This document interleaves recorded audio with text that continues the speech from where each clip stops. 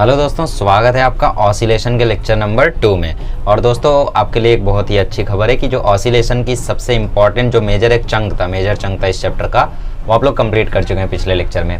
अब आने वाले लेक्चर्स में कुछ भी इंपॉर्टेंट नहीं है, ठीक है। आने वाले लेक्चर में मैं बता दूं दो ही चीज़ इंपॉर्टेंट है। एक जो मैं बताऊंगा energy of the particle performing SHM, और दूसरा सेकंड्स पेंडुलम, दैट्स इट। ये दो चीज़ बस आपके लिए इंपॉर्टेंट है, और बाकी मैं जो कुछ पढ़ाऊंगा उससे क्वेश्चन आने का चांस सिर्फ 1% है, मात्र 1%, और बिल्कुल चांस नहीं है, ठीक है। तो आज है लेक्चर नंबर 2 और आज मैं आप लोगों को पढ़ाने वाला हूँ रेफरेंस सर्कल मेथड, जो कि बस एक एक्टिविटी टाइप है, ठीक है। मतलब वो यूज़ नहीं करते लोग, बताया जाता है, आसान भी होता है, मैं भी मानता हूँ आसान होता है, बट उसका यूज़ बहुत ही कम किया जाता है, ठीक है। और उसको सॉल्विंग के लिए ही यूज़ किया जाता है। और उसके बाद मैं आप लोगों को बताऊँगा composition of 2HM, phase in SHM और SHM के ग्राफ्स बताऊँगा बेसिकली, ठीक है। तो किसी का यूज़ नहीं है, ठीक है, बट फिर भी पढ़ना तो है।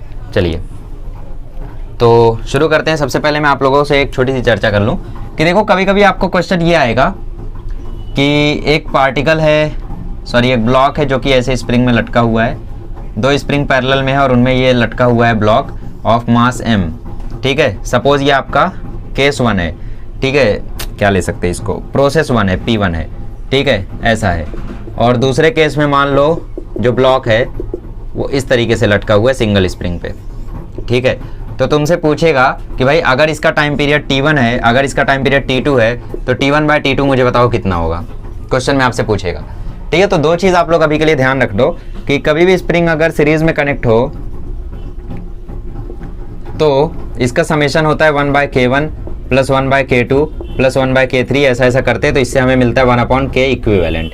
और अगर स्प्रिंग पैरेलल में हो, मतलब उल्टा, रेजिस्टेंस का जस्ट उल्टा, स्प्रिंग अगर पैरेलल में हो तो बस K1 + K2 + K3 कर दो, इससे हमें मिल जाएगा K इक्विवेलेंट, ठीक है। तो जैसे यहाँ पे ये दोनों स्प्रिंग, मान लो ये K1 है और ये K2 है, ठीक, मान लो ये दोनों K है, सब K है, ठीक है, सब K है। तो ये दोनों कैसे आपस में पैरेलल में है, तो अगर मैं इनका इक्विवेलेंट निकालूँ तो क्या आएगा, इनका K इक्विवेलेंट कैसे निकालूंगा मैं, 1/K equivalent is equals to 1/K1 + 1/K2, तो ये आ जाएगा 1/K + 1/K, तो ये आ जाएगा 2/K, तो K इक्विवेलेंट आ जाएगा K/2, ठीक है। तो इसका K इक्विवेलेंट आ गया K/2। और टाइम पीरियड पूछ रहा है, तो मैंने लास्ट लेक्चर में टाइम पीरियड का फॉर्मूला डिराइव किया था 2π√m/K, है ना। तो यहाँ पे बेसिकली K इक्विवेलेंट डालते हैं हम। तो T1 के लिए जो टाइम पीरियड आएगा वो आएगा 2π√m/K, इक्विवेलेंट की जगह आ जाएगा K/2, और T2 के लिए आएगा 2π√m/K। अब इन दोनों को डिवाइड कर दो, तो 2π से 2π खत्म, तो T1/T2 कर दो, और अंडर रूट में जो 2m/K है उसके इन्वर्सली चला जाएगा K/m, तो K से K खत्म, M से M खत्म, तो T1/T2 का जो रेशियो है वो आ जाएगा √2 का। तो ऐसे क्वेश्चन जेई वगैरह में आते हैं, बोर्ड में तो बहुत कम चांस होता है, बट फिर भी बाई चांस अगर कहीं पर भी आ गया तो उसके लिए मैंने आप लोगों को ये बता दिया, ठीक है। तो ध्यान रखना इस चीज़ को, कभी कोई क्वेश्चन आ जाए तो याद कर लेना कि भाई ऐसे ही मैंने बता दिया था, ठीक है। ओके, आगे बढ़ते हैं और अभी मैं आप लोगों को बताता हूँ रेफरेंस सर्कल मेथड है क्या और क्या है एक्चुअली उसका, मतलब क्या क्रेज़ है यार, कुछ क्रेज़ नहीं है ठीक है। लेक्चर सभी छोटे होने वाले गाइस, ये लेक्चर भी लगभग 40 मिनट पार हो जाए तो बड़ी बात है ये लेक्चर में, ठीक है। और फिर अगला लेक्चर होगा तो शायद थोड़ा लेंदी जाए, 30 मिनट 35 मिनट, और लास्ट लेक्चर तो भाई 25 मिनट 30 मिनट बस, दैट्स इट।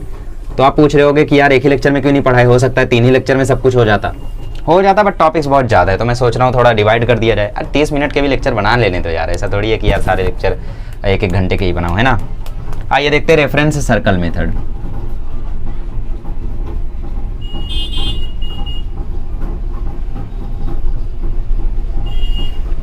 देखो रेफरेंस सर्कल मेथड क्या है, मान लो आपके पास यहाँ पे एक सर्कल है, ठीक है, मान लो आपके पास यहाँ पे एक सर्कल है, बढ़िया सर्कल बन गया, और ये रहा उसका डायमीटर, ठीक है। यहाँ पे एक रॉड है, यहाँ पे मैंने एक रॉड बना दी, ठीक है, यहाँ पे मैंने एक रॉड बना दी, और ये भी मान लो इसका डायमीटर है, और यहाँ से इस रॉड का एंगल है थीटा, ठीक है। तो अगर मैं यहाँ से टॉर्च मारूंगा, ध्यान से देखना, अगर मैं यहाँ से टॉर्च मारूंगा तो इस रॉड का कोई ना कोई प्रोजेक्शन आएगा इस पर, मान लो यहाँ पे स्क्रीन लगी हुई है, तो इस रॉड का कोई ना कोई प्रोजेक्शन आएगा, तो वो प्रोजेक्शन कुछ यहाँ पर आएगा, ठीक है। अब मान लो रॉड रोटेट करते करते करते करते करते करते यहाँ पर आ गया, ठीक है, मान लो रॉड रोटेट करते करते करते करते ये यहाँ पर आ गया, ध्यान से देखो, ठीक है। अब जब मैं दोबारा टॉर्च मारूंगा तो इसका प्रोजेक्शन यहाँ पर आएगा, फिर एक पॉइंट ऐसा आएगा कि ये रॉड खुद यहाँ पर आ जाएगा, ठीक है। फिर दोबारा से रॉड यहाँ जब जाना शुरू करेगा और जब मैं यहाँ से टॉर्च मारूंगा, ध्यान से देखो, मान लो अभी रॉड यहाँ पर आ गया है, चलते चलते चलते चलते चलते, ठीक है, रॉड यहाँ पर आ गया है और मैंने अब मारी यहाँ से लाइट। जब मैं यहाँ से लाइट मारूंगा तो इसका प्रोजेक्शन जाएगा कहीं यहाँ पर, क्लियर। अब ये जब रॉड ऐसे ऐसे यहाँ पर आ जाएगा, ध्यान से देखते जाओ देखते जाओ, अब ये रॉड यहाँ पर आया, अब मैंने यहाँ से दोबारा से मारी प्रोजेक्शन, तो ये इसका प्रोजेक्शन यहाँ जाएगा, ठीक है। अब केस उल्टा करते हैं, अब रॉड हमारा यहाँ हो चुका है, एक्सिस पर आ चुका है, जब एक्स एक्सिस पर आ जाएगा तो कोई प्रोजेक्शन नहीं आएगा, तो यहाँ पे कुछ नहीं होगा, ठीक है। अब मान लो ये हमारा रॉड चलते चलते चलते चलते यहाँ आ गया, ठीक है, चलते चलते चलते चलते हमारा रॉड यहाँ आ गया, मैंने फिर से प्रोजेक्शन मारी तो इसकी प्रोजेक्शन जाएगी यहाँ पर, मैंने लाइट मारी तो प्रोजेक्शन जाएगी यहाँ पर। मान लो रॉड घूमते घूमते यहाँ आ गया, ठीक है, मैंने फिर से प्रोजेक्शन मारी तो यहाँ पे जाएगी लाइट। तो आप एक चीज देख रहे हो, रॉड जैसे जैसे रोटेट कर रहा है वैसे वैसे उसकी प्रोजेक्शन ऊपर नीचे हो रही है। नहीं समझे? नहीं समझ पाओगे। देखो, रॉड जब यहां था, मैंने लाइट मारी तो प्रोजेक्शन यहां है, ठीक है, ध्यान से देखना। अब एकदम ध्यान से देखना, फील कर जाओगे एकदम। अगर अभी फील नहीं कर पाए तो कभी नहीं कर पाओगे, ये भी ध्यान रखना फिर, ठीक है। देखो, अब ध्यान से देखो, रॉड मेरा ऐसा है, ठीक है, मेरा रॉड सपोज ऐसा है, तो यहाँ पे मेरी प्रोजेक्शन आ रही है। अब मेरा रॉड रोटेट कर रहा है, रॉड इतना ऊपर जाएगा, मेरी प्रोजेक्शन यहाँ जाएगी, रॉड यहाँ जाएगा, दिख रहा है ना, हाँ, मेरी रॉड यहाँ जाएगी तो यहाँ प्रोजेक्शन, यहाँ प्रोजेक्शन, यहाँ प्रोजेक्शन, यहाँ प्रोजेक्शन, यहाँ यहाँ यहाँ हो गया, ठीक है। फिर ये यहाँ जाएगा तो प्रोजेक्शन नीचे जाएगी, ये यहाँ जाएगा, मेरी प्रोजेक्शन नीचे जाएगी, यहाँ जाएगा, मेरी प्रोजेक्शन नीचे जाएगी।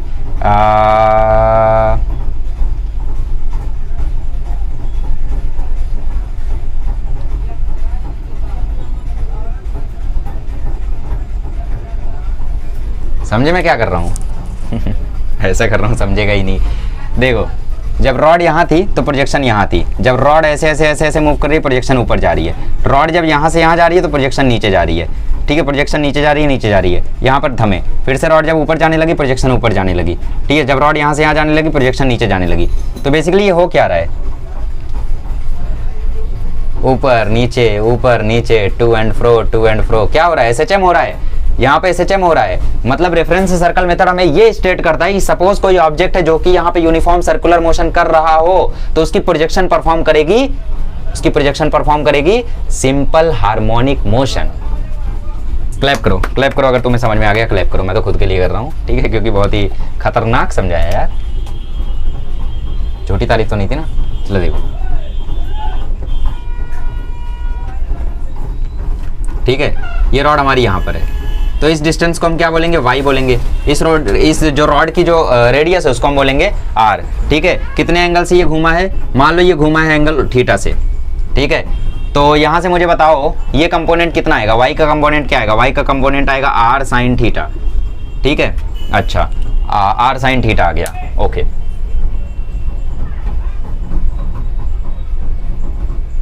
और जो थीटा होता है वो क्या होता है बेसिकली, जब देखो ये इस पूरे सर्कल का थीटा कितना है, इस पूरे सर्कल का थीटा है 2 पाई, तो इसका मतलब theta is none other than omega t, क्योंकि ओमेगा टी भी तो 2 पाई होता है, तो थीटा की जगह मैं ओमेगा टी लिख सकता हूं, तो y इज इक्वल टू आ जाएगा r साइन ओमेगा टी। तो बेसिकली जो काम एम्पलीट्यूड कर रहा था वो काम यहाँ पे रेडियस करेगा, जो काम वहां पे x कर रहा था वो काम यहाँ पे y करेगा। जैसे जैसे रॉड इस यूनिफॉर्म सर्कुलर मोशन को परफॉर्म करेगी वैसे वैसे उसकी शेडो ऊपर नीचे होगी, और ऊपर नीचे होने वाले मोशन को ही हम क्या बोलते हैं, सिंपल हार्मोनिक मोशन, ठीक है। ये हो गया सिंपल हार्मोनिक मोशन, और इसका इक्वेशन हम लोग इस तरीके से डिफाइन कर सकते हैं। तो बेसिकली इसका यूज हम तब लेते हैं जब हमें कोई क्वेश्चन सॉल्व करना होता है, बट फिलहाल मैं इस मेथड को ज़्यादा यूज़ नहीं करता हूँ, ठीक है। आसान होता है बट इस मेथड को मैं ज़्यादा यूज़ नहीं करता हूँ। ओके, तो ये हो गया हमारा डेफिनेशन बेसिकली। अब देखो फाई वाला केस भी इन्होंने समझा रखा है, ठीक है, मैं थोड़ी देर में समझाता हूँ। और फिर उन्होंने डिफरेंशिएट वगैरह कर करके एक्सेलरेशन वगैरह भी निकाली है, ठीक है, मतलब इन्होंने दिखाया है रेडियल एक्सेलरेशन वगैरह, अच्छी चीज़ है, तो मुझे भी पढ़ाना पड़ेगा, इन्होंने दिखा रखा है तो, ठीक है। चलो ठीक है, कोई दिक्कत नहीं है। डिस्प्लेसमेंट समझ में आ गया। अब मान लो जो हमारा रॉड था वो यहाँ ना होके, ठीक है, यहाँ ना होके यहाँ से ही शुरू किया। जब मेरा रॉड यहाँ से ही शुरू किया तो यहाँ तक गया सपोज, ठीक है, यहाँ तक गया, तो बेसिकली ये डिस्टेंस क्या आ गई, ये डिस्टेंस आ गई y, रॉड की रेडियस अभी भी, मतलब रॉड की लेंथ अभी भी r है, मतलब रेडियस ऑफ सर्कल है। तो बेसिकली आपके केस में ये पूरा ओमेगा t है, क्योंकि इतना वो चला है। तो ये एक्स्ट्रा जो बच गया ये क्या है, ये जो एक्स्ट्रा 2ab है ये जो एक्स्ट्रा फाई है ये क्या है, जो एक्स्ट्रा बच गया, ओमेगा टी के अलावा जो ये एक्स्ट्रा बच गया ये क्या है, फाई है, ठीक है। तो इसी को हम बोलेंगे इस केस में फेज डिफरेंस। तो अब की बार जब हम लोग लिखेंगे y is equals to r sine, तो पूरा एंगल लिखेंगे। तो इतना एंगल क्या है, ओमेगा टी, क्योंकि चला तो इतना ही है ना, उसने शुरू कहाँ से किया, यहाँ से किया। तो जब यहाँ से शुरू किया तो उसके पास ऑलरेडी कुछ ना कुछ एंगल था, कुछ ना कुछ फेज डिफरेंस था। तो फेज डिफरेंस क्या है, फाई है, और कितना चला, ओमेगा टी। तो y is equals to r sine omega T plus phi आ जाएगा। पिछले केस में क्या था, पिछले केस में यहाँ से यहाँ तक चला था, तो जब यहाँ पे था तो फाई 0 था, तो कुछ लेने की ज़रूरत नहीं पड़ी थी। तो यहाँ से यहाँ तक चला था तो सिर्फ हमने ओमेगा टी लिख लिया। समझ में आ गया। जैसे जैसे रॉड गोल गोल घूमता है वैसे वैसे डायमीटर पे सिंपल हार्मोनिक मोशन होता है पार्टिकल का, ठीक है। और फेज डिफरेंस कब आता है, जैसे पार्टिकल अगर यहीं से शुरू करे रेडियस से ही, तो यहाँ पर तो फाई 0 हो जाएगा। अगर हमारा रॉड यहाँ से शुरू करे तो फाई तो यहाँ पे 0 है, फाई तो यहाँ पे 0 है, तो उस केस में इक्वेशन ये बनेगा y equal to r sine omega t. But मान लो हमारा रॉड पहले यहाँ था, ठीक है। देखो दोबारा बता देता हूँ, फेज डिफरेंस वाला केस, हो सकता है कुछ लोग को ना समझाओ, ठीक है। फेज डिफरेंस वाला केस दोबारा देख लो।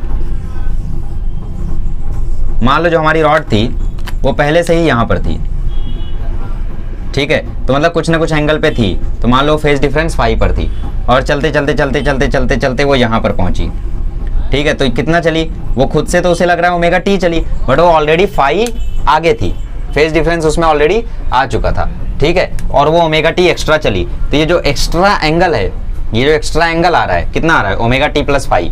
तो अब की बार जब हम लोग y का इक्वेशन लिखेंगे, ठीक है, यहाँ पे देखो y का जब हम लोग इक्वेशन लिखेंगे तो y इज इक्वल्स टू आ जाएगा r sine omega T plus phi. अच्छा आप ये बताओ, आपको पता चल रहा है कि ये y equal to r sine omega t phi plus phi कहाँ से आ रहा है। अरे यार देखो, r का जब हम लोग x एक्सिस पे कंपोनेंट लेंगे तो वो कितना आएगा, r cos थीटा।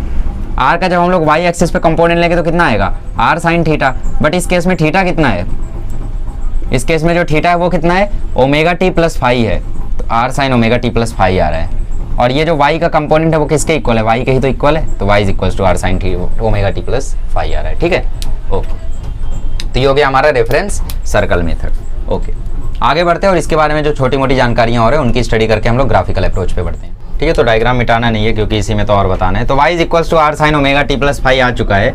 अब इसी केस में अगर मैं वेलोसिटी और एक्सेलरेशन निकालना चाहूँ तो वो भी निकाल सकता हूँ इसको डिफरेंशिएट करके। जैसे इसको आप डिफरेंशिएट करोगे तो वो आ जाएगा r omega cos omega T plus phi, और जब एक्सेलरेशन आप निकालोगे तो वो आ जाएगा आर ओमेगा स्क्वायर, ठीक है, minus r omega square, sorry वो आ जाएगा माइनस ओमेगा स्क्वायर वाई, ठीक है। ये आपका एक्सेलरेशन आ जाएगा। वाई की जगह क्या लिख दोगे, r sine omega T plus phi लिख दोगे, ठीक है। तो इस तरीके से आप लोग डिफरेंशिएट करके आगे बढ़ सकते हो। तो फिलहाल ये था रेफरेंस सर्कल मेथड, जिसका कोई यूज़ नहीं है। कभी एक्सप्लेन करने आया तो आप लोग इस तरीके से एक्सप्लेन कर सकते हो, consider a rod placed on the circle performing uniform circular motion, the projection of the rod can be seen here that it is performing the simple harmonic motion with the phase difference this और this. फिर उसके बाद circle बना के उसको describe करके आप displacement का इक्वेशन लिख सकते हो, ठीक है। और बाकी टेक्स्ट वगैरह रीड कर लेना अगर कुछ पॉइंट एक्स्ट्रा मिले तो, क्योंकि मैं इस मेथड को ज़्यादा यूज़ नहीं करता हूँ, तो इस मेथड के बारे में मैंने ज़्यादा रीड किया नहीं है टेक्स्ट बुक के बारे में, ठीक है। तो इस तरीके से आप लोग इसको निकाल सकते हो। ओके, चलो हम लोग अब आगे बढ़ते हैं और अलग अलग फेज़ के बारे में पढ़ते हैं, ठीक है। अलग अलग फेज़ रहने पे एसएचएम का क्या हाल होता है वो हम लोग अब पढ़ते हैं। चलिए आगे बढ़ते हैं। चलिए अभी हम लोग स्टडी करते हैं about graphical representation of SHM.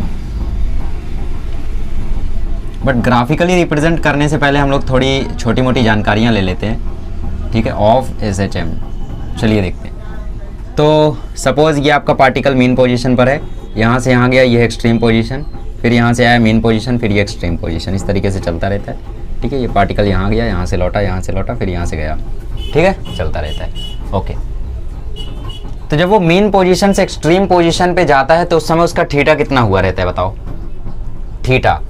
Theta मतलब ओमेगा टी प्लस फाई जो है वो कितना हुआ रहता है। तो x इक्वल टू होता है a sine omega T plus phi, correct, ठीक है, ये होता है। तो ओमेगा टी प्लस फाई को मैंने अगर थीटा मान लिया तो x equal to a sine theta हो गया, ठीक है। मैंने इसको थीटा मान लिया थोड़ी देर के लिए। तो x की जगह अगर मैं a रखूँ, क्योंकि एक्सट्रीम पोजीशन पे x बराबर प्लस a होता है और इस पोजीशन पर x बराबर माइनस है और यहाँ पे 0, ठीक है। तो x की जगह अगर मैं a रखूँ तो a बराबर a साइन थीटा होता है, a से a कट जाता है तो 1 बराबर साइन थीटा होता है, और साइन थीटा 1 कब होता है सब जानते हैं, π/2 पर। तो जब 0 से a पर जाता है तो थीटा आता है π/2 का, और टाइम मैंने ऑलरेडी बताया था लगता है t/4 का, ठीक है। अब वो जब वो दोबारा a से 0 पर आएगा तो अगेन π/2 और चलेगा, ठीक है, और t/4 टाइम और लगेगा, वैसे ही जब 0 से एक्सट्रीम पोजीशन पर जाएगा तो पाई बाय 2 और चलेगा, और एक्सट्रीम पोजीशन से जो दोबारा जब मीन पोजीशन पर आएगा तो पाई बाय 2 और चलेगा। ठीक है, और टाइम अगेन t/4 लगेगा, t/4 लगेगा। समझ में आ रहा है? अच्छा, तो मुझे एक बात बताओ कि 2 पाई का थीटा कब बनेगा? 2 पाई थीटा कब बनेगा बताओ? पाई बाय 2 यहाँ से यहाँ में पाई बाय 2, फिर यहाँ पाई हो गया, फिर पाई बाय 2 यहाँ 3 पाई बाय 2 हो गया, फिर यहाँ से यहाँ 2 पाई। तो जब मेन पोजीशन से रिवॉल्व करके दोबारा वो मेन पोजीशन पर आ जाएगा तो दोबारा से 2 पाई बनेगा। ठीक है, अब मुझे बताओ 3 पाई बाय 2 कब बनेगा? ठीक है, 3 पाई बाय 2 कब बनेगा ये मुझे बताओ। तो 3 पाई बाय 2 तब बनेगा जब वो मेन पोजीशन से नेगेटिव एक्सट्रीम पोजीशन की ओर जा रहा होगा, पॉजिटिव एक्सट्रीम पोजीशन से होकर, पॉजिटिव एक्सट्रीम पोजीशन से होकर नेगेटिव एक्सट्रीम पोजीशन की ओर जब जा रहा होगा मेन पोजीशन से, तब बनेगा 3 पाई बाय 2 का। ठीक है, अच्छा, तो इसी के बेसिस पे हम लोगों को एक ग्राफ ड्रॉ करना है और उसके लिए हमें बनाना है एक टेबल। ठीक है, तो आप लोग मुझे बताते रहना कि आप सहमत हो या नहीं। चलो ठीक है, इसे मैं रफ करूँ। ये समझ में आया हमने कैसे निकाला? हमने x बराबर a के लिए थीटा निकाला। ठीक है, यूज़ कुछ नहीं है, देखो इनका अगेन बोल रहा हूँ, तीसरा लेक्चर, पहला लेक्चर, दैट्स इट। 2 लेक्चर आप देख लेते हो, ऑसिलेशन का क्वेश्चन आप बना ले जाओगे बोर्ड में। ठीक है, देखो t theta x v a। ठीक है, t 0 पर क्या सीन है, t/4 हो जाने पर क्या सीन है, t/2 हो जाने पर क्या सीन है, 3t/4 पर हो जाने में क्या सीन है, t हो जाने पर क्या सीन है। बस मैं यहीं तक जाऊंगा, 5t/4 तक नहीं जाऊंगा। ठीक है, मेरी मर्जी है। तो 0 पर जो थीटा है वो 0 है, यहाँ पर पाई बाय 2 है, यहाँ पर पाई हो गया, देखो ना, pi by 2 plus pi by 2 पाई हो गया, फिर 3 पाई बाय 2 हो गया, फिर 2 पाई हो गया, मतलब चक्कर पूरा हो गया।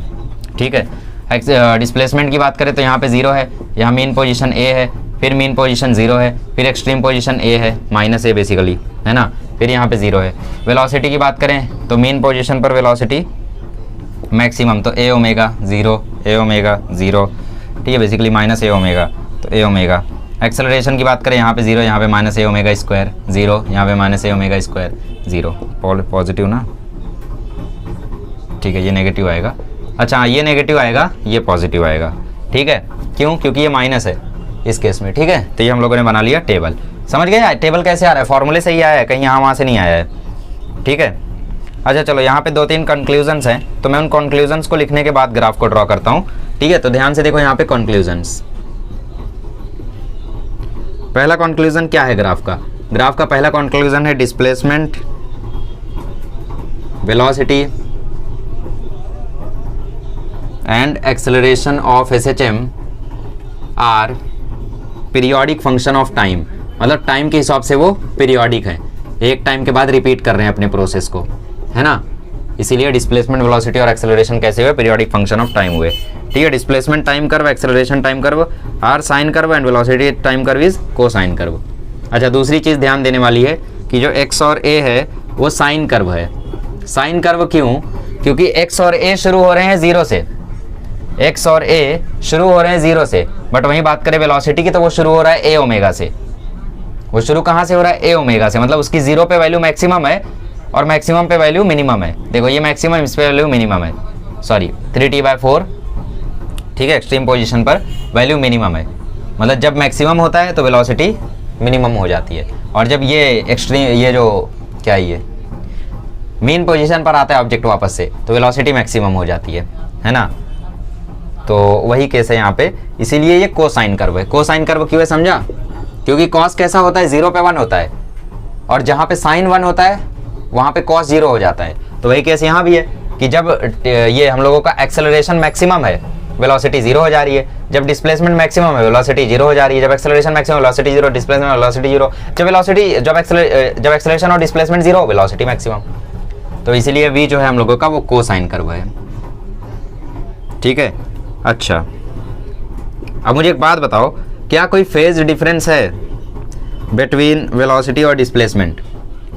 ठीक है, क्या कोई फेज डिफरेंस है x और v के बीच में, और क्या कोई फेज डिफरेंस है v और a के बीच में?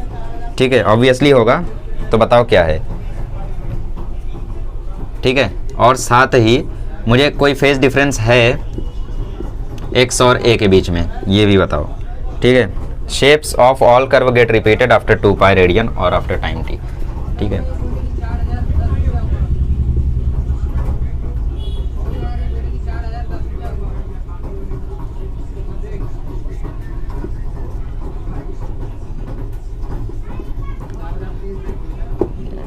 ठीक है, और 2 पाई रेडियन। समझ में आया? देखो x और v के बीच में फेज डिफरेंस है क्या? देखो x जब 0 हो रहा है तो v 0 नहीं हो रहा है। v कब 0 हो रहा है? पाई बाय 2 के बाद। x 0 कब हुआ? 0 पे। v 0 कब हुआ? पाई बाय 2 पे। या फिर v मैक्सिमम कब हुआ? 0 पे। x कब मैक्सिमम हुआ? पाई बाय 2 पे। तो इसका मतलब v और x के बीच में फेज डिफरेंस है पाई बाय 2 का। अब वेलोसिटी और एक्सेलरेशन के बीच में भी उतना ही होगा, क्योंकि x और v वैसे ही v और a, क्योंकि x और a तो सेम ही है। ऐसा नहीं है बच्चे, ठीक है। अच्छा, v मैक्सिमम हो रहा है तो एक्सेलरेशन 0 हो रहा है, और जहां एक्सेलरेशन 0 हो रहा है उसके पाई बाय 2 के बाद v 0 हो रहा है, तो इसका मतलब पाई बाय 2 का फेज डिफरेंस इसमें भी है। ठीक है, x और a के बीच में कोई फेज डिफरेंस है या 0 है? है। क्यों है? क्योंकि जब x पॉजिटिव है तो उस समय एक्सेलरेशन एकदम नेगेटिव है। फेज डिफरेंस 0 नहीं है, फेज डिफरेंस पाई है। पाई क्यों है? क्योंकि पाई के बाद यहाँ पे वो चीज हो रही है जो x पे पहले हो गई। मतलब जैसे पाई बाय 2 पे यहाँ पे a था, पॉजिटिव वैल्यू थी, तो इसकी पॉजिटिव वैल्यू कब आई? 3t/4 पे या 3 पाई बाय 2 पे। तो 3 pi by 2 minus pi by 2 कितना आएगा? 3 pi by 2 minus pi by 2 करोगे तो पाई आएगा। तो x और a के बीच में पाई का फेज डिफरेंस होता है। ठीक है, ये चीज आप और रिलेट कर पाते अगर मैं ग्राफ को भी यहीं पर बनाता, बट जगह कम पड़ गई यार। ठीक है, फिर भी मैं कोशिश करता हूँ कि डिस्प्लेसमेंट टाइम ग्राफ बनाऊँ। ठीक है, तो मैं क्या करता हूँ, इस टेबल को यहाँ ड्रॉ कर देता हूँ और यहाँ पर मैं ग्राफ बनाता हूँ, तो आप लोगों को ज़्यादा रिलेट होगा। अभी देखो मैं आप लोगों को ग्राफ बना के यहाँ पे दिखाता हूँ इसका। ठीक है, चलो, ग्राफ से आप लोग तब रिलेट कर पाओगे। क्लियर? और हाँ, यहाँ पे एक और कंडीशन है कि शुरुआत में जो पार्टिकल था वो x बराबर 0 पे था, क्योंकि अभी इसके बाद उसके ग्राफ्स हमें देखने हैं जब शुरुआत में पार्टिकल x बराबर a पे हो। ठीक है, तो कोई दिक्कत नहीं है, बिल्कुल सेफ है फ़ोन, नोकिया 3310 है। ओके, तो ग्राफ देखो, मान लो हमें डिस्प्लेसमेंट का ग्राफ बनाना है विथ टाइम। ठीक है, ये हमारी डिस्प्लेसमेंट है, तो डिस्प्लेसमेंट मैक्सिमम कितनी होगी? प्लस है, और मिनिमम कितनी होगी? माइनस है। ठीक है, अच्छा अब ध्यान से देखना ज़रा, t बराबर 0 पे डिस्प्लेसमेंट 0 है, मतलब ग्राफ शुरू होगा यहाँ से। ठीक है, t बराबर t/4 पे डिस्प्लेसमेंट a हो रही है, तो मतलब t बराबर t/4 पे डिस्प्लेसमेंट हो रही है a। t बराबर t/2 पे अगेन डिस्प्लेसमेंट हो रही है 0, तो मतलब ग्राफ अगेन नीचे आ रहा है t/2 पे। फिर नीचे ऐसे ही 3t/4 पे माइनस a हो रही है ना, 3t/4 पे माइनस a हो रही है। करेक्ट, ये देखो यहाँ पे माइनस a हो रहा है, और अगेन यहाँ पे t पे 0 हो जा रहा है। ये देखो t पे 0 हो गया, और अगेन ये ग्राफ हमारा ऐसे ही रिपीट कर जाएगा। ठीक है, तो हमारा ग्राफ ऐसे ही रिपीट कर जाएगा। तो ये हमारा x का t के रिस्पेक्ट में ग्राफ है। जब x 0 है तो उस समय t भी 0 है। देखो x 0 है और उस समय t भी 0 है। जब t t/4 हुआ तो x a हो गया, मतलब x हो गया मैक्सिमम जब t/4 हुआ। फिर अगेन मिनिमम हो गया t/2 पे, तो t/2 पे अगेन थीटा जब t/2 हुआ, जब थीटा t/2 हुआ तो x अगेन मिनिमम हो गया। जब t जो था वो 3t/2 हुआ तो अगेन हमारा x मिनिमम हो गया। ठीक है, 3t/4 पे हमारा जो x है वो माइनस a हो गया। यहाँ पे देखो ना, माइनस a। करेक्ट, तो इस तरीके से इसका ग्राफ है। रिलेट कर पा रहे हो? अच्छा, नेक्स्ट v का ग्राफ देखते हैं। v का t के रिस्पेक्ट में, v की हमें मैक्सिमम वैल्यू पता है ओमेगा है, और मिनिमम वैल्यू भी पता है माइनस ओमेगा है, और मिडल वैल्यू भी पता है 0। जब t 0 है तो v a ओमेगा है, मतलब हमारा ग्राफ यहाँ से शुरू होगा। ठीक है, जब t t/4 है तो v 0 है, मतलब t/4 पे v 0 होगा, तो ये t/4 है, और फिर ये ग्राफ इसी तरीके से एक साइकिल बना देगा। तो आप ध्यान से देखो तो ये साइन का ग्राफ है और ये कोसाइन का ग्राफ है, और आप ध्यान से देखो तो इनका जो एक पीरियड है वो ये वाला पार्ट है, इतना पार्ट। ठीक है, तो इसलिए ये सब क्या है? पीरियोडिक मोशन कर रहे हैं। ऑसिलेटरी मोशन पीरियोडिक होते ही हैं, तो ये पीरियोडिक मोशन कर रहे हैं with the time period of t है ना यहाँ पे, तो t टाइम पीरियड में ये पीरियोडिक मोशन कर रहे हैं। ओके, ऐसी एक्सेलरेशन का कर्व देख लो, तो एक्सेलरेशन का तो आपको पता ही है, साइन करवाएगा। ठीक है, 0 ओमेगा स्क्वायर है, इस तरीके से। ठीक है, तो ईजी है ये आप लोगों का, इस तरीके से आप लोग इसको सॉल्व कर सकते हो। समझ रहे हो? जैसे नीचे एक्सेलरेशन की मिनिमम वैल्यू कितनी है? मिनिमम वैल्यू है माइनस ओमेगा स्क्वायर है, और मैक्सिमम वैल्यू है ओमेगा स्क्वायर है। तो इसका आप लोग अगर प्रॉपरली ड्रॉ करो तो डिस्प्लेसमेंट जैसा ही आएगा, ये इस प्रकार से। ठीक है, ओमेगा स्क्वायर है माइनस ओमेगा स्क्वायर है। मैक्सिमम कब हुआ? t/4 पे। ठीक है, मिनिमम कब हुआ? t/2 पे। फिर मिनिमम कब हुआ? 3t/4 पे, फिर फिर 5t/4, ऐसे ही चलता रहेगा। समझ में आया? चलो नेक्स्ट केस देखते हैं आप। चलिए दूसरा केस देखते हैं, particle performing SHM starting from positive extreme position. ठीक है, ये तो बकवास है, जो पिछला वाला था वो ही ज़रूरी है, वो आप ध्यान में रखो, ये बस ऐसी फन के लिए। तो 2x पे करके आप मेरा रैप सुन सकते हो। Particle performing SHM from extreme position, particle performing SHM from positive extreme position. ठीक है, पॉजिटिव एक्सट्रीम पोजीशन। ठीक है, आइए देखते हैं। तो अगर पॉजिटिव एक्सट्रीम पोजीशन से प्रोसेस शुरू हो रहा है तो इसका मतलब जब t बराबर 0 रहा होगा उस समय x बराबर a रहा होगा, है ना। तो x बराबर a रहा होगा तो a is equals to a sine phi आएगा, फाई से फाई कटेगा तो फाई की a से a कटेगा तो फाई की वैल्यू 90 डिग्री आएगी, मतलब π/2 आएगी। ठीक है, तो इसका मतलब टेबल में जब t theta x v a, ठीक है, तो इसका मतलब टेबल में जब आपका t 0 था तो उस समय थीटा कितना था, उस समय थीटा था π/2। ठीक है, जब t 0 था उस समय थीटा था π/2। ठीक है, तो इसको हम लोग इसमें डाल देते हैं फिलहाल। देखो इसको यहाँ पे डालते ही तमाशा देखो, तो x इक्वल टू इक्वेशन आ जाएगा a sine omega t plus π/2। ठीक है, यहाँ पे जो फाई बराबर π/2 आया था उसको हमने वहाँ डाल दिया, तो देयरफॉर x इक्वल टू आ जाएगा a cos फाई। ठीक है, अच्छा चलो इसको डिफरेंशिएट करके v निकाल लो, तो v आएगा minus a sine omega t। ठीक है, फाई नहीं बेसिकली ओमेगा t है, v आएगा minus omega a sine omega t, और जो a है वो आएगा minus omega square a cos omega t। ठीक है, तो जो a है वो आ जाएगा माइनस ओमेगा स्क्वायर x। तो अब की बार हुआ कुछ नहीं, बट जिस टाइम पर हम लोगों का प्रोसेस शुरू हो रहा था उस समय हमारा एक्सेलरेशन रह रहा था 0, बट अब की बार उल्टा हो गया है। जिस टाइम पे हमारा प्रोसेस शुरू हो रहा है उस समय हमारा एक्सेलरेशन है माइनस a ओमेगा स्क्वायर, है ना। जिस समय पे हमारा प्रोसेस शुरू हो रहा है और उस समय हमारी डिस्प्लेसमेंट है a और वेलोसिटी है 0, समझ पा रहे हो। और जब टाइम हुआ t/4 तो उस समय फेज डिफरेंस हो गया पाई, डिस्प्लेसमेंट हो गया 0 का, और वेलोसिटी आ गई माइनस a ओमेगा, और ये हो गया अगेन 0। ठीक है, ओके, तो ऐसे ही t/4 फिर t/2 फिर 3t/4 और एट लास्ट में आएगा t। ठीक है, तो t/2 पे क्या हुआ, ये हो जाएगा आपका 3π/2, ये हो जाएगा अगेन आपका माइनस a, और ये जब माइनस a होगा तो ये हो जाएगा a ओमेगा स्क्वायर, और ये अगेन हो जाएगा 0। इस केस में ये हो जाएगा पाई या फिर 2π हो जाएगा, x हो जाएगा आपका अगेन 0, वेलोसिटी आपकी हो जाएगी a ओमेगा, अब की बार पॉजिटिव होगी, और एक्सेलरेशन अगेन हो जाएगा आपका 0। t पर ये हो जाएगा 5π/2। ठीक है, और अब की बार जो a है वो a हो जाएगा, तो ये माइनस ओमेगा स्क्वायर a हो जाएगा, और ये भी हो जाएगा आपकी बार 0। ठीक है, तो आई होप मैंने सारे सही बनाए हो, a 0 minus a omega square, ठीक है, 0 a ओमेगा स्क्वायर, ठीक है, 0, ठीक है। ठीक है, तो ये हो गया हमारा टेबल, इसके हिसाब से कंडीशन अब की बार बदल गई। ओके, तो इसके बेसिस पे हम ग्राफ्स बना लेते हैं। चलिए ग्राफ्स देखते हैं अभी हम लोग इसके, तो इसके ग्राफ्स थोड़े अलग आएंगे। ठीक है, देखो कैसे, मान लो हम डिस्प्लेसमेंट और टाइम का ग्राफ बना रहे हैं। ठीक है, तो मैक्सिमम डिस्प्लेसमेंट a होगी, मिनिमम डिस्प्लेसमेंट माइनस a होगी। तो अब की बार जो ग्राफ है t बराबर 0 पे ही x बराबर a है, तो अब की बार t बराबर 0 पे x बराबर a है, t बराबर t/4 पे x बराबर 0 हो रहा है, मतलब हमारा ग्राफ ऐसे चल रहा है। ठीक है, फिर t बराबर t/2 पे x बराबर माइनस a हो रहा है, तो मतलब हमारा प्रोसेस जो है वो इस प्रकार से चल रहा है। ठीक है, तो ये हमारा t/4 पर हुआ, ये हमारा t/2 पर हुआ, ये हमारा t पर 3t/4 पर हुआ, और ये अगेन हमारा t पर हुआ। ठीक है, तो x का ग्राफ अब की बार कोसाइन के फॉर्म में आ गया। चलो v का ग्राफ चेकआउट करते हैं। v का ग्राफ कैसा हो गया, अब v का मैक्सिमम वैल्यू ओमेगा a है और minimum value minus omega a है। तो v का अब की बार देखो 0 पे 0 है, फिर माइनस a ओमेगा हो रहा है, तो अब की बार v का ग्राफ नीचे से ऊपर उठ रहा है, ऐसे जा रहा है। ध्यान से देखो, v का वैल्यू 0 पे 0 है। ठीक है, फिर t/4 पे माइनस a ओमेगा है, तो t/4 पे माइनस a ओमेगा आ गया, समझ रहे हो। फिर t/2 पर यहाँ आया, फिर 3t/4 पर प्लस a ओमेगा a आ गया, समझ रहे हो। देखो 3t/4 पर प्लस a ओमेगा आ गया। चलो ऐसे ही एक्सेलरेशन का कर्व देख लो, ये हो गया एक्सेलरेशन।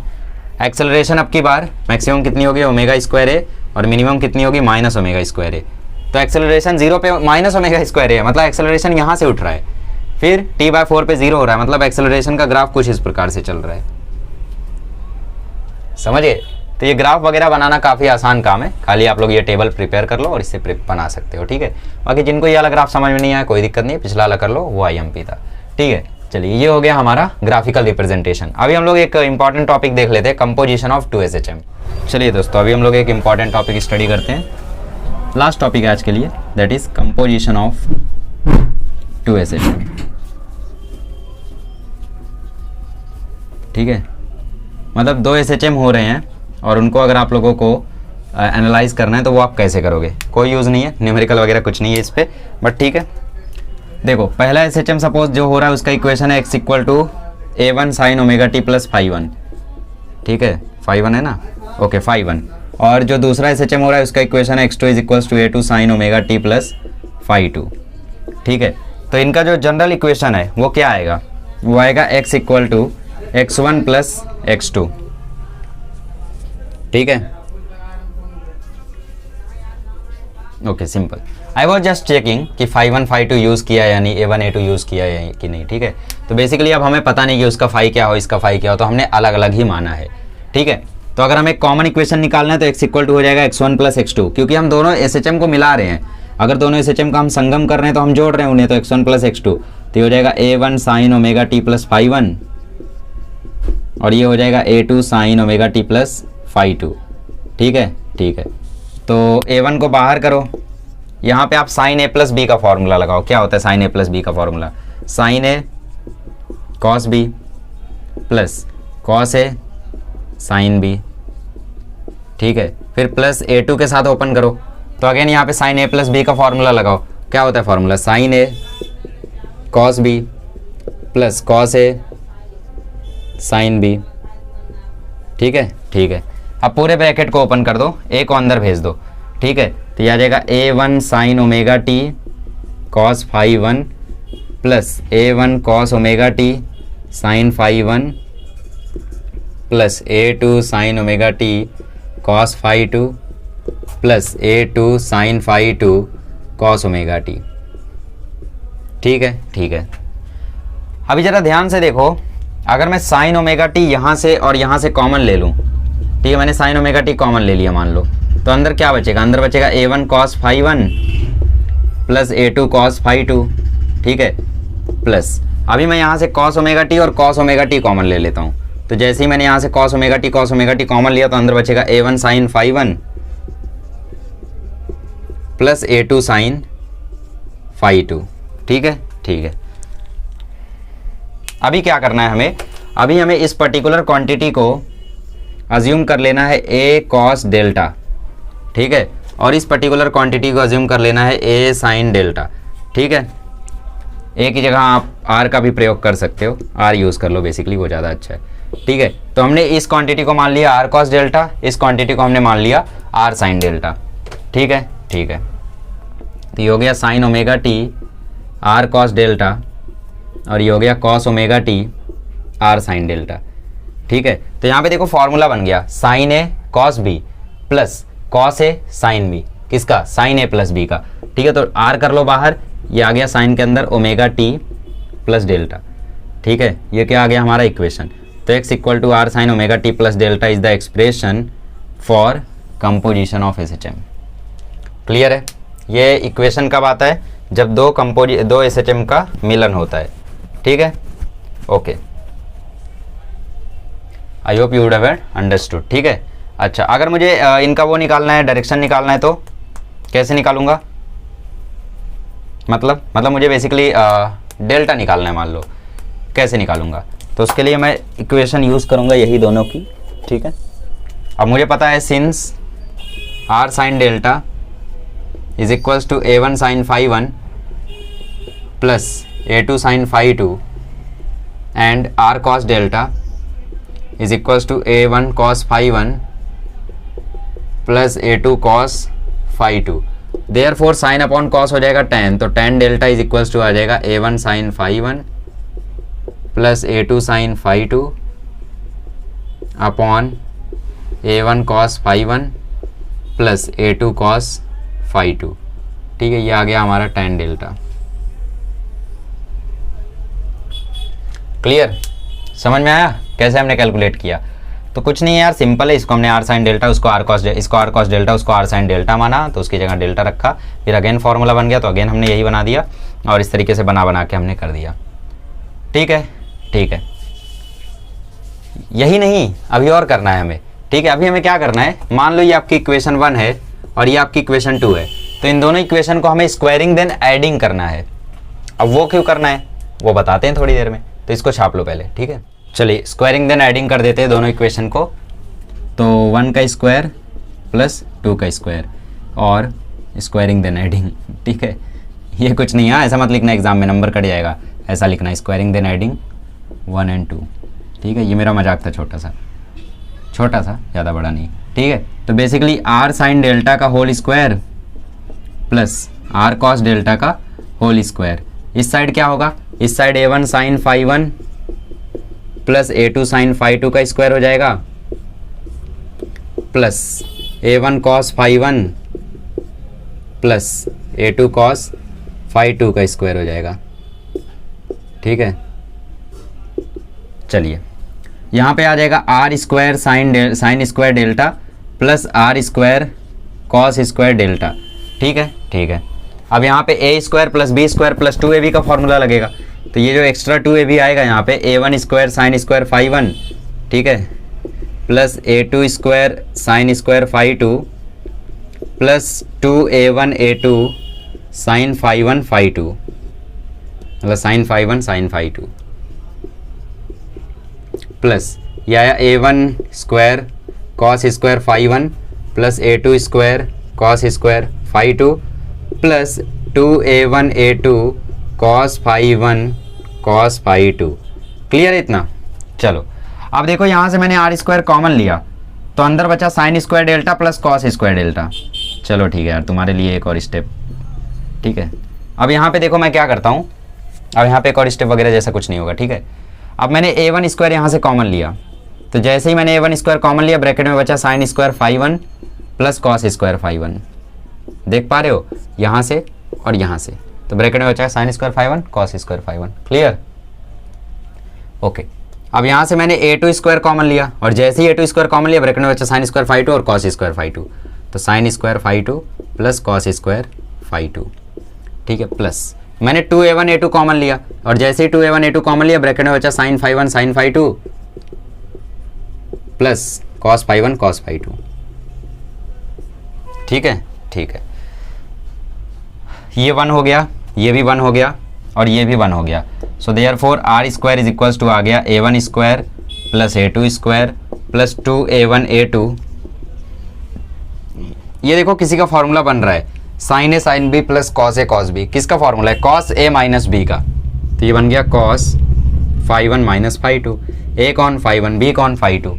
सो देयरफॉर हमारे पास आर स्क्वायर का एक बढ़िया सा फॉर्मूला आ गया, चूहा। Therefore r square is equals to आ गया a1 square plus a2 square plus 2a1 a2 cos phi 1 minus phi 2।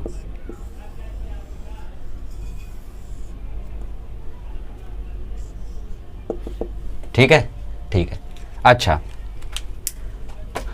अब देखो इसके ऊपर हमारे पास 3 के, पहले इतना समझ लो। ठीक है, स्क्वायरिंग देन एडिंग किया, ओपन किया, सॉल्व किया, सोल्यूशन है बस, और कुछ नहीं है। इसको समझ लो, फिर मैं इसको रफ करके 3 स्पेशल केसेस आप लोगों को दिखाता हूं। ठीक है,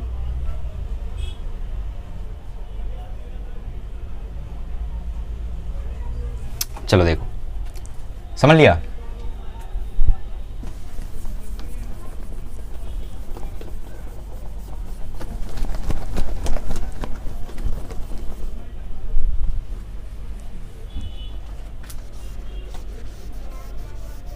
मिट जा काड़े मार करते को मैं ही मिटावा। चलो ठीक है, देखो अभी हम लोग स्पेशल केसेस लेते हैं। ठीक है, केसेस, पहला केस लेते हैं जब फाई 1 माइनस फाई 2 0 हो जाए। जैसे ही फाई 1 माइनस फाई 2 0 होगा, उसी समय जो कॉस फाई 1 माइनस फाई 2 की वैल्यू है वो 1 हो जाएगी, है ना। फाई 1 माइनस फाई 2 0 हुआ, तो कॉस फाई 1 माइनस फाई 2 की वैल्यू क्या हो जाएगी? 1 हो जाएगी, क्योंकि कॉस 0 1 होता है ना। सो देयरफॉर जो आर स्क्वायर की वैल्यू है वो आ जाएगी a1 square plus a2 square plus 2a1 a2 into cos phi 1 minus phi 2, जो कि 1 हो गया। Okay, a1 square plus a2 square plus 2a1 a2, ये किसका फॉर्मूला है? ये a1 प्लस a2 का होल स्क्वायर है। अब दोनों साइड रूट ले लो तो r इज इक्वल टू आ जाएगा a1 प्लस a2। ये कौन सा केस है? ये तब का केस है जब एक SHM यहाँ से हो रहा हो और एक SHM यहाँ से हो रहा हो, इसका a1 हो और इसका a2 हो, ठीक है, ये दोनों एक दूसरे की तरफ आ रहे हो, उस वो वाला केस है ये, तो ये दोनों ज्वाइन हो जाएंगे, तो ये a1 प्लस a2 वाला केस है, ठीक है। ओके, दूसरा केस लेते हैं जब φ1 माइनस φ2 90 डिग्री होगा। जब 90 डिग्री होगा तो cos φ1 माइनस φ2 क्या हो जाएगा? cos 90 हो जाएगा, और cos 90 तो जीरो होता है, तो उस केस में r स्क्वायर जो है वो इक्वल आ जाएगा a1 square plus a2 square के, मतलब r इज इक्वल टू हो जाएगा root a1 square plus a2 square. ये कब होगा? जब एक SHM इस डायरेक्शन में हो रहा होगा, एक SHM इस डायरेक्शन में हो रहा होगा, तब होगा, ठीक है। 90 डिग्री का केस इनके बीच में बन रहा होगा। अच्छा, तीसरा केस जब φ1 माइनस φ2 180 डिग्री हो रहा हो, तो उस केस में cos φ1 माइनस φ2 की वैल्यू हो जाएगी -1, क्योंकि cos 180 होता है -1, तो उस केस में r स्क्वायर आ जाएगा a1 square plus a2 square minus 2a1 a2, -1 ना, तो माइनस यहाँ आ गया, तो ये बन गया a1 माइनस a2 का होल स्क्वायर, r स्क्वायर बन गया a1 माइनस a2 का होल स्क्वायर, तो r आ जाएगा a1 माइनस a2। तो इसका मतलब एक SHM दूसरे SHM को इस समय काट रहा होगा, ठीक है। तो ये तीन केसेस हो गए। तो ये कंपोजिशन ऑफ 2 SHM के बारे में थोड़ी बहुत जानकारी थी, जो कि आपको याद बिल्कुल भी नहीं रखनी है, क्योंकि इसमें से क्वेश्चन ना के बराबर बनेगा, ठीक है। तो इंपॉर्टेंट क्या था आज के लेक्चर में? कुछ भी नहीं, ठीक है। इंपॉर्टेंट होगा अगले लेक्चर में, जिसमें मैं पढ़ाऊंगा आपको एनर्जी और सेकंड्स पेंडुलम और सिंपल पेंडुलम, और उसके बाद जो लेक्चर आएगा वो भी थ्योरेटिकल होगा, ऐसी टाइम पास टाइप, ठीक है। तो इसी के साथ हमारा ऑसिलेशन कंप्लीट हो जाएगा। चलिए मिलते हैं अगले लेक्चर में। Thank you so much.